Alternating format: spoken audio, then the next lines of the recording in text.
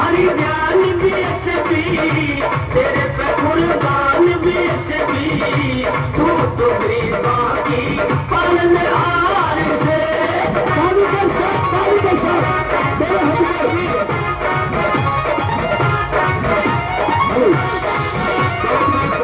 बहुत मैं अनुरोध करूंगा आज की जिला स्तरीय कैडर समीक्षा बैठक के मुख्य मेहमान माननीय आकाश आनंद जी आए और आए हुए कार्यकर्ताओं को अपना संदेश देने का काम करें।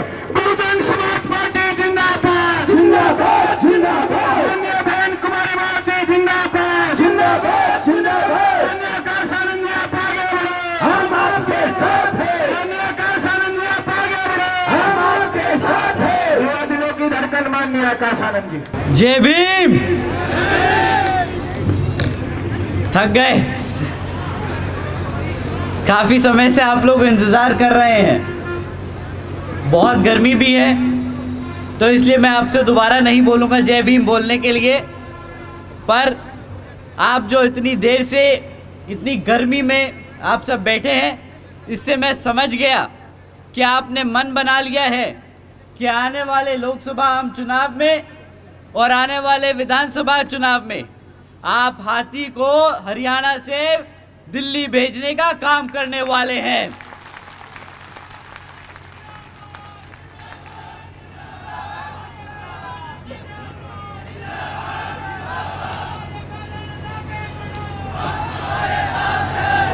साथियों, सबसे पहले मैं हमारे यहाँ आज सभी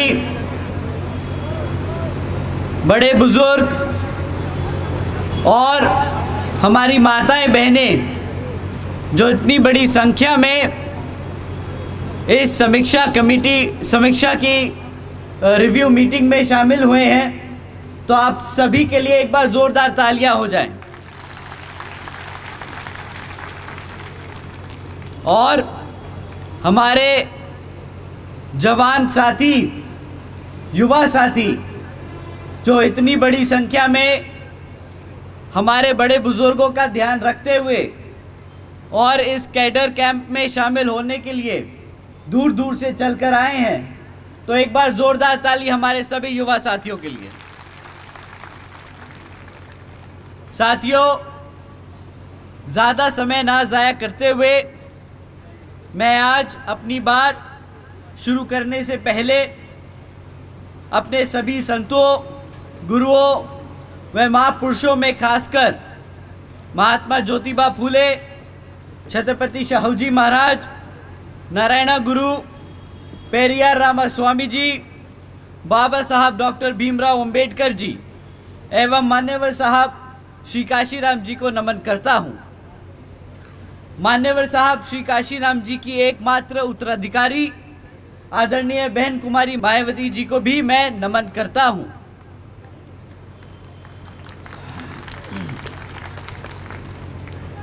उत्तर प्रदेश की 4 बार मुख्यमंत्री, लोकसभा व राज्यसभा की कई बार सदस्य रही आदरणीय बहन कुमारी मायावती जी, जिन्होंने अपने सभी SC, ST, OBC एवं अल्पसंख्यक समाज के साथ साथ सर्व समाज में से गरीबों और कमज़ोरों के लिए अपना पूरा जीवन समर्पित किया है।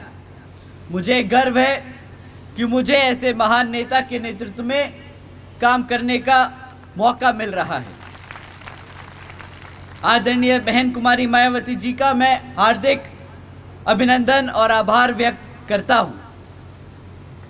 आज आप सबके बीच में आकर आप सभी का भी मैं तहे दिल से शुक्रिया अदा करता हूं और अपने आप को एक खुशनसीब व्यक्ति मानता हूं कि मेरे को आप जैसे साथी लोग मिले इस मूवमेंट और मिशन को आगे बढ़ाने के लिए। आप सभी का तहे दिल से धन्यवाद और शुक्रिया।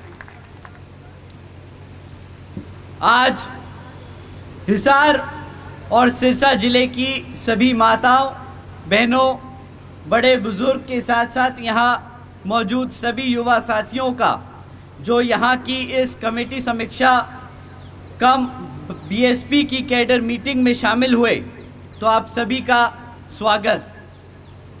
साथ ही साथ आज यहाँ मंच पे मौजूद हमारे सभी छोटे बड़े पदाधिकारी और सभी कार्यकर्ता गणों का मैं तहे दिल से स्वागत और धन्यवाद करता हूँ।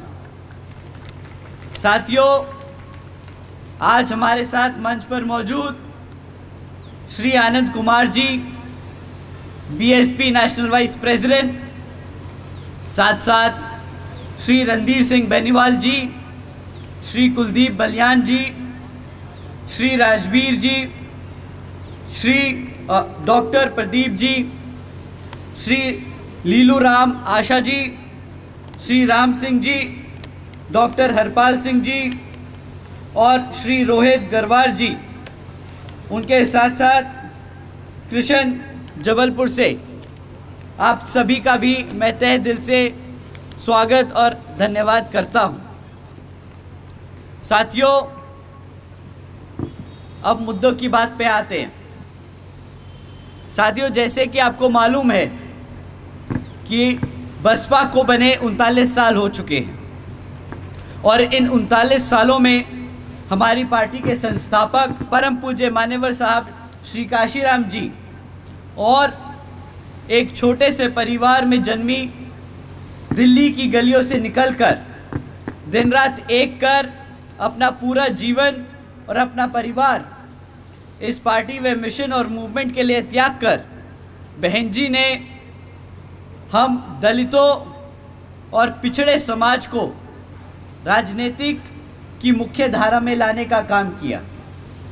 साथ ही साथ गरीबों और कमज़ोरों को इतना मान सम्मान दिया कि आज कोई भी राजनीतिक पार्टी हमारे इस वर्ग को नज़रअंदाज नहीं कर सकती।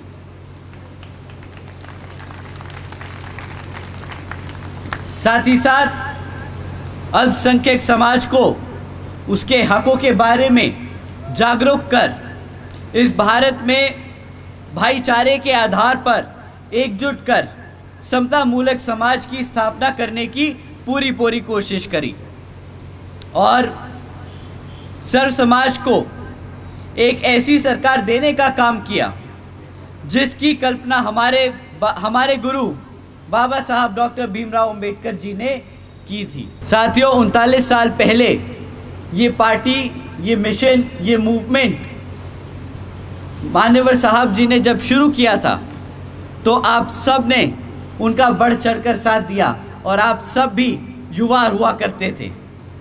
परंतु समय के साथ साथ जैसे जैसे मूवमेंट आगे बढ़ता गया, आप सबकी भी उम्र थोड़ी थोड़ी बढ़ती चली गई और इसी चीज़ को ध्यान में रखकर बहन जी ने आने वाली पीढ़ी, बोले तो अपने आने वाले भविष्य के लिए, इस मूवमेंट को जिंदा रखने के लिए एक महत्वपूर्ण निर्णय लिया कि हम सब, बहन जी ने ये मूवमेंट को आगे बढ़ाने के लिए निर्णय लिया कि आने वाली जो पीढ़ी है वो 50% हिस्सेदारी लेगी हमारे सभी कमेटी के हर स्तर पे।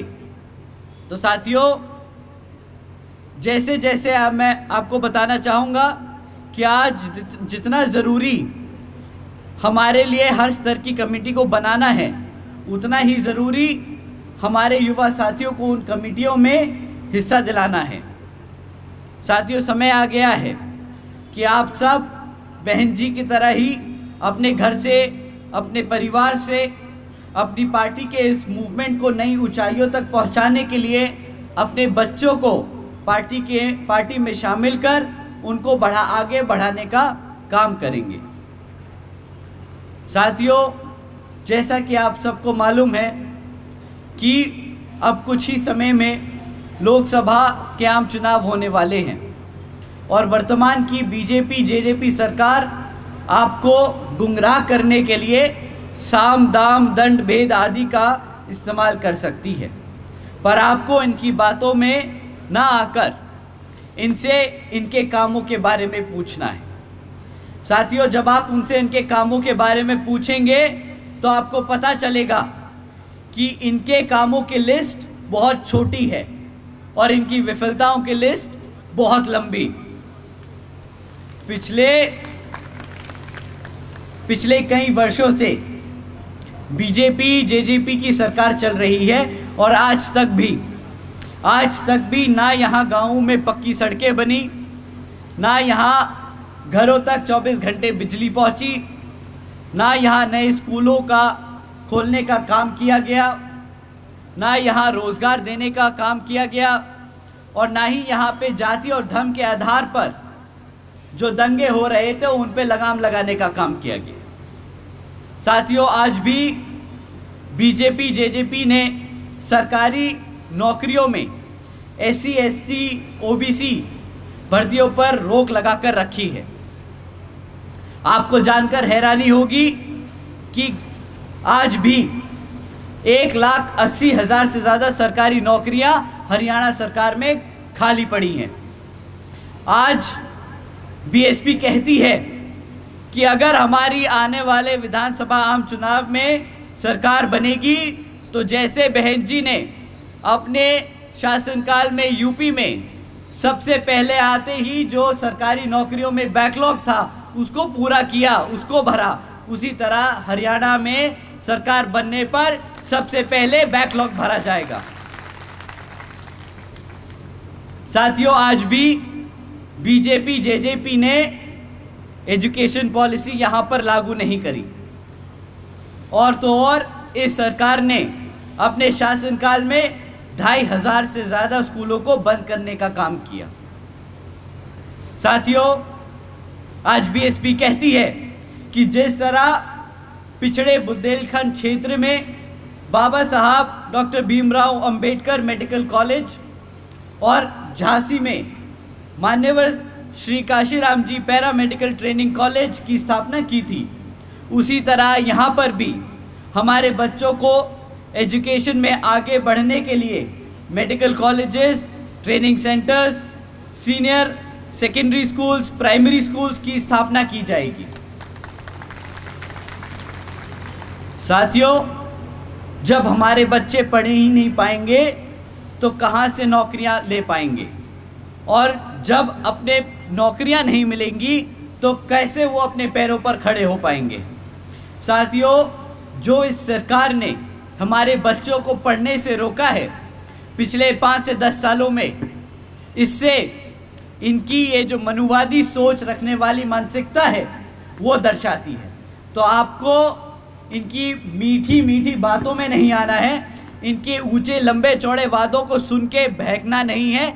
इनसे पूछना है कि भाई जो पिछले 10-15 सालों में एजुकेशन पॉलिसी को लेके आप लोगों ने इतना बड़ा मुद्दा बना के रखा है, उसको आज तक आपने ज़मीनी स्तर पे लागू क्यों नहीं किया। साथियों, आप सब जानते हैं कि किस तरह से हमारी आशा वर्कर्स लंबे समय से अपने हकों के लिए धरने पे बैठी हैं, और इस सरकार ने कितने समय तक उनको नज़रअंदाज किया है। तो साथियों, आज BSP कहती है कि हरियाणा में सरकार बनने पर हमारे आशा वर्करों की सबसे पहले सारी समस्याओं को हल किया जाएगा, उनका उचित समाधान किया जाएगा। साथियों, ये तो है BJP और JJP के हाल, परंतु राजनीतिक स्तर पर एक और नीच गंदी जो हमारे समाज को एक पिछले 50-60 सालों से दबाने की कोशिश कर रही कांग्रेस पार्टी भी है। साथियों, कांग्रेस पार्टी आपको कभी भी आपके बीच में आकर अपने काम गिनवाने के काम नहीं करेगी। वो आपको आकर BSP को गुमराह, हमारे BSP के वर्करों को, समर्थकों को गुमराह करने के लिए हमेशा सिर्फ एक ही लाइन बोलेगी कि BSP तो BJP की B टीम है। पर साथियों, जब जब कांग्रेस आपको ये बोले, आपके साथियों को ये बोले, आपको सीधा पलट कर बोलना है, भाई BJP की टीम है या नहीं है, तुम बताओ तुमने क्या काम किया पिछले 50-60 सालों में हरियाणा में। जब आप उनसे ये सवाल पूछेंगे तो उनकी हालत खराब हो जाएगी, पसीने छूटने लगेंगे, क्योंकि उनके पास आपको बताने के लिए कुछ नहीं है।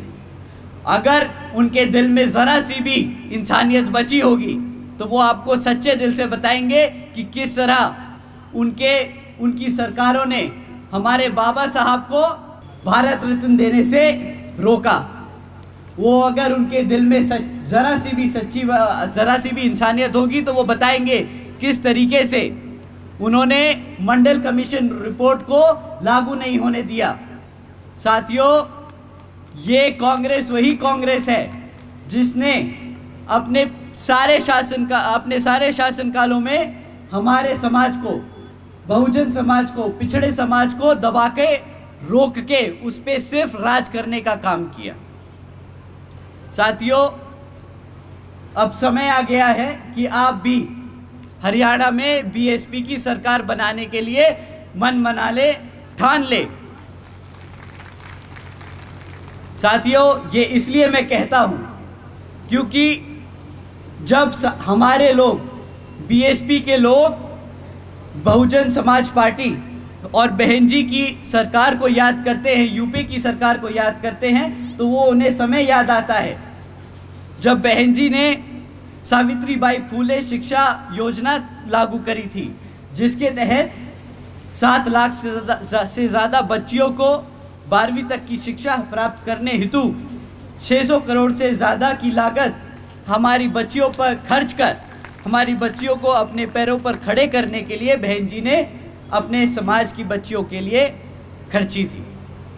उन्हें याद आता है वो समय जब बहन जी ने देश में पहली बार सरकारी कॉलेजेस के स्टूडेंट हॉस्टल्स में अन्य पिछड़े वर्गों के छात्रों के लिए 27% आरक्षण की व्यवस्था तय की थी। साथियों, साथ ही साथ बहन जी ने महामाया गरीब बालिका आशीर्वाद योजना के तहत 3,25,000 बच्चियों को 1-1 लाख रुपए देने का काम किया। साथियों, इस योजना के तहत बहन जी ने 3,250 करोड़ रुपए अपनी बच्ची को देने का काम किया।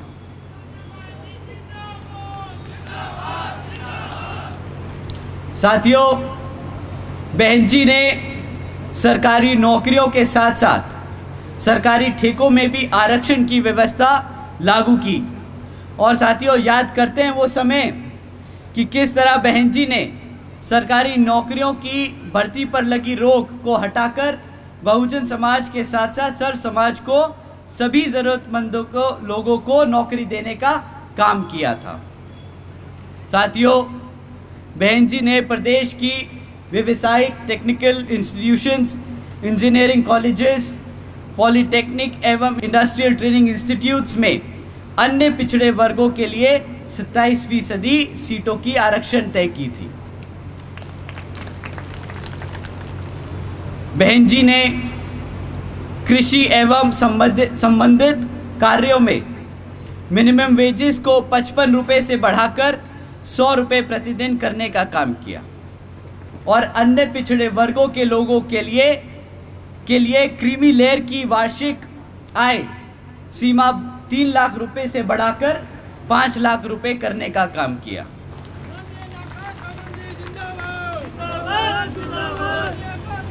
साथियों, साथ ही साथ बहन जी ने गन्ना खरीदे के दाम को भी दुगना कर दिया था और आदरणीय बहन जी ने अपने शासनकाल में 90,000 से ज़्यादा शिक्षकों को सरकारी नौकरी दी, 1 लाख से ज़्यादा सफाई कर्मचारियों को भर्ती किया, 2 लाख से अधिक जवानों को पुलिस फोर्स में भर्ती किया। साथियों, अगर मैं ऐसे आपको आंकड़े और आपको पॉलिसी डिसीजन बताने बैठूं तो शायद पूरी रात निकल जाएगी, पर हमें अब समय आ गया है कि हमें अपने बाबा साहब के दिखाए रास्तों पर चलकर, मान्यवर साहब के बताए तरीकों को इस्तेमाल कर और बहन जी के बेबाक अंदाज को अपने दिल और दिमाग से अपनाना होगा। तो साथियों, समय आ गया है कि अब हम सब एकजुट होकर हर समाज के हर एक व्यक्ति को बसपा से जोड़ने का काम करेंगे और बता देंगे कि हम आ रहे हैं हर एक उस चीज़ के लिए जो इस संविधान में हमारे लिए हमारे गुरु देकर गए हैं, बाबा साहब डॉक्टर भीमराव अंबेडकर जी। अंत में साथियों, एक बार दोबारा मैं अपने सभी माताओं, बहनों बुज़ुर्गों और जवान युवा साथियों का तहे दिल से शुक्रिया अदा और धन्यवाद करता हूं।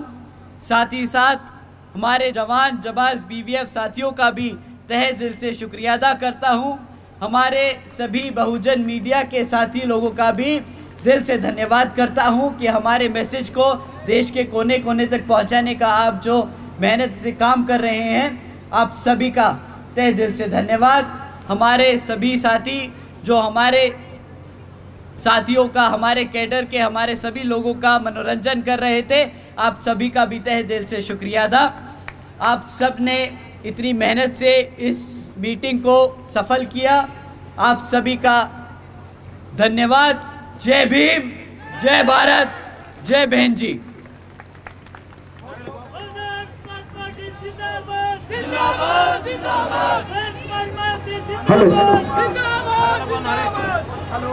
बाबा साहेब अमर रहे, बाबा साहेब अमर रहे, सबका श्रीराम जी अमर रहे, अमर रहे, अमर रहे। बहुजन समाज पार्टी जिंदाबाद, जिंदाबाद जिंदाबाद, बहुजन समाज पार्टी जिंदाबाद, जिंदाबाद। हम तुम्हारे साथ हैं बहना, बहना संघर्ष करो। हम तुम्हारे साथ हैं बहना, बहना संघर्ष करो। हो सर्व समाज है साथ तुम्हारे, सारा देश अब तुमको पुकारे।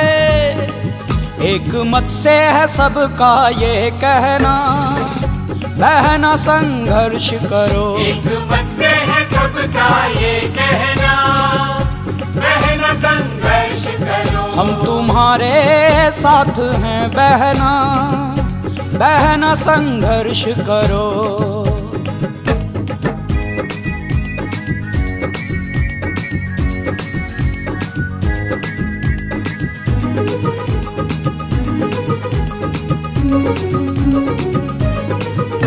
हो आंधी और तूफानों से तुम लड़ती आई हो, कांटों से भरी राहों पर तुम चलती ही आई हो।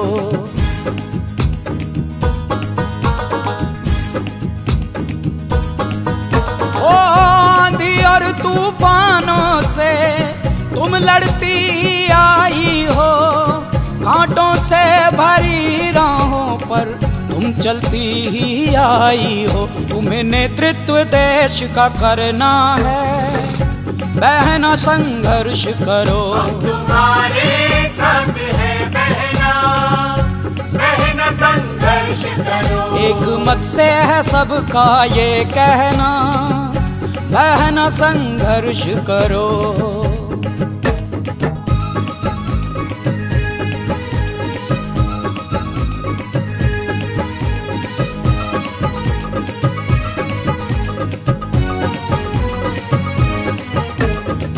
नारी के रूप में तुम देवी बनकर आई हो, परिवर्तन की लहर चलाई, बस तुम ही वो बहना हो।